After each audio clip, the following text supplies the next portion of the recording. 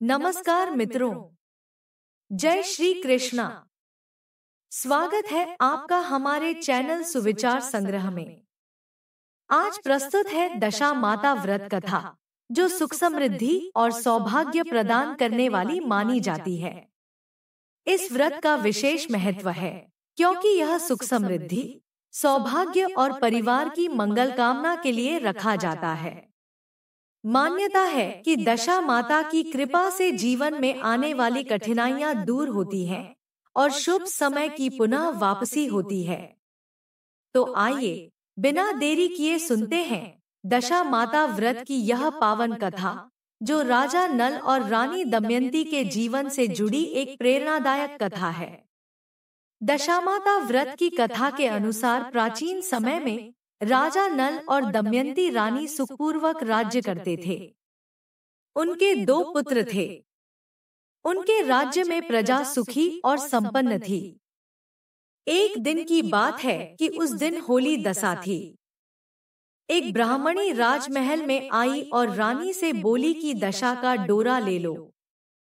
बीच में दासी बोली, हाँ रानी साहिबा, आज के दिन सभी सुहागिन महिलाएं दशा माता की पूजन और व्रत करती हैं तथा इस डोरे की पूजा करके गले में बांधती हैं, जिससे अपने घर में सुख समृद्धि आती है। अतः रानी ने ब्राह्मणी से डोरा ले लिया और विधि अनुसार पूजन करके गले में बांध दिया। कुछ दिनों के बाद राजा नल ने दमयंती के गले में डोरा बंधा हुआ देखा।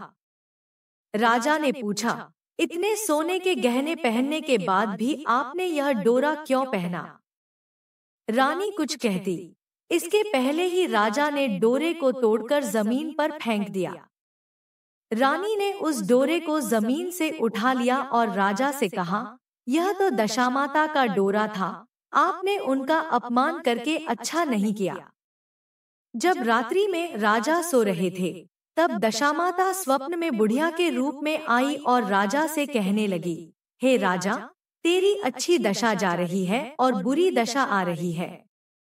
तूने मेरा अपमान करके अच्छा नहीं किया। ऐसा कहकर बुढ़िया अंतर्ध्यान हो गई। अब जैसे जैसे दिन बीतते गए, वैसे वैसे कुछ ही दिनों में राजा के ठाट बाट, हाथी घोड़े, लावलश्कर, धन धान्य, सुख शांति सब कुछ नष्ट होने लगा। अब तो भूखे मरने का समय तक आ गया। एक दिन राजा ने दमयंती से कहा, तुम अपने दोनों बच्चों को लेकर अपने मायके चली जाओ। रानी ने कहा, मैं आपको छोड़कर कहीं नहीं जाऊंगी। जिस प्रकार आप रहेंगे, उसी प्रकार मैं भी आपके साथ रहूंगी। तब राजा ने कहा, अपने देश को छोड़कर दूसरे देश में चलें। वहां जो भी काम मिल जाएगा, वही काम कर लेंगे। इस प्रकार नल दमयंती अपने देश को छोड़कर चल दिए। चलते चलते रास्ते में भील राजा का महल दिखाई दिया। वहां राजा ने अपने दोनों बच्चों को अमानत के तौर पर छोड़ दिया। आगे चले तो रास्ते में राजा के मित्र का गांव आया। राजा ने रानी से कहा, चलो हमारे मित्र के घर चलें। मित्र के घर पहुंचने पर उनका खूब आदर सत्कार हुआ और पकवान बनाकर भोजन कराया। मित्र ने अपने शयन कक्ष में सुलाया। उसी कमरे में मोर की आकृति की खूंटी पर मित्र की पत्नी का हीरो जड़ा कीमती हार टंगा था। मध्यरात्रि में रानी की नींद खुली तो उन्होंने देखा कि वह बेजान खूंटी हार को निगल रही है। यह देखकर रानी ने तुरंत राजा को जगाकर दिखाया और दोनों ने विचार किया कि सुबह होने पर मित्र के पूछने पर क्या जवाब देंगे। अतः यहाँ से इसी समय चले जाना चाहिए। राजा रानी दोनों रात्रि को ही वहां से चल दिए। सुबह होने पर मित्र की पत्नी ने खूंटी पर अपना हार देखा। हार वहां नहीं था। तब उसने अपने पति से कहा, तुम्हारे मित्र कैसे हैं, जो मेरा हार चुराकर रात्रि में ही भाग गए हैं। मित्र ने अपनी पत्नी को समझाया कि मेरा मित्र कदापि ऐसा नहीं कर सकता, धीरज रखो, कृपया उसे चोर मत कहो। आगे चलने पर राजा नल की बहन का गांव आया। राजा ने बहन के घर खबर पहुंचाई कि तुम्हारे भाई भौजाई आए हुए हैं। खबर देने वाले से बहन ने पूछा उनके हालचाल कैसे हैं। वह बोला दोनों अकेले हैं, पैदल ही आए हैं तथा वे दुखी हाल में हैं। इतनी बात सुनकर बहन थाली में कांदा रोटी रखकर भैया भाभी से मिलने आई। राजा ने तो अपने हिस्से का खा लिया, परंतु रानी ने जमीन में गाड़ दिया। चलते चलते एक नदी मिली। राजा ने नदी में से मछलियां निकालकर रानी से कहा, तुम इन मछलियों को भूंजो, मैं गांव में से परोसा लेकर आता हूँ। गांव का नगर सेठ सभी लोगों को भोजन करा रहा था। राजा गांव में गया और परोसा लेकर वहां से चला तो रास्ते में चील ने झपट्टा मारा तो सारा भोजन नीचे गिर गया। राजा ने सोचा कि रानी विचार करेगी कि राजा तो भोजन करके आ गया और मेरे लिए कुछ भी नहीं लाया। उधर रानी मछलियां भूंजने लगी तो दुर्भाग्य से सभी मछलियां जीवित होकर नदी में चली गई। रानी उदास होकर सोचने लगी कि राजा पूछेंगे और सोचेंगे कि सारी मछलियां खुद खा गई। जब राजा आए तो मन ही मन समझ गए और वहां से आगे चल दिए। चलते चलते रानी के मायके का गांव आया। राजा ने कहा, तुम अपने मायके चली जाओ, वहां दासी का कोई भी काम कर लेना, मैं इसी गांव में कहीं नौकर हो जाऊंगा। इस प्रकार रानी महल में दासी का काम करने लगी और राजा तेली के घाने पर काम करने लगा। दोनों को काम करते बहुत दिन हो गए। जब होली दशा का दिन आया तब सभी रानियों ने सिर धोकर स्नान किया। दासी ने भी स्नान किया। दासी ने रानियों का सिर गूंथा तो राजमाता ने कहा, मैं भी तेरा सिर गूंथ दूं। ऐसा कहकर राजमाता जब दासी का सिर गूंथ ही रही थी तब उन्होंने दासी के सिर में पद्म देखा। यह देखकर राजमाता की आंखें भर आईं और उनकी आंखों से आंसू की बूंदें गिरी। आंसू जब दासी की पीठ पर गिरे तो दासी ने पूछा, आप क्यों रो रही हैं? राजमाता ने कहा, तेरे जैसी मेरी भी बेटी है जिसके सिर में भी पद्म था, तेरे सिर में भी पद्म है। यह देखकर मुझे उसकी याद आ गई। तब दासी ने कहा, मैं ही आपकी बेटी हूँ। दशा माता के कोप से मेरे बुरे दिन चल रहे हैं, इसलिए यहाँ चली आई। माता ने कहा, बेटी तूने यह बात हमसे क्यों छिपाई? दासी ने कहा, माँ मैं सब कुछ बता देती तो मेरे बुरे दिन नहीं कटते। आज मैं दशा माता का व्रत करूंगी तथा उनसे गलती की क्षमा याचना करूंगी। अब तो राजमाता ने बेटी से पूछा, हमारे जमाई राजा कहाँ हैं? बेटी बोली, वे इसी गांव में किसी तेली के घर काम कर रहे हैं।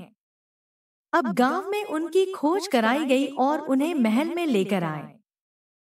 जमाई राजा को स्नान कराया, नए वस्त्र पहनाए और पकवान बनवाकर उन्हें भोजन कराया गया।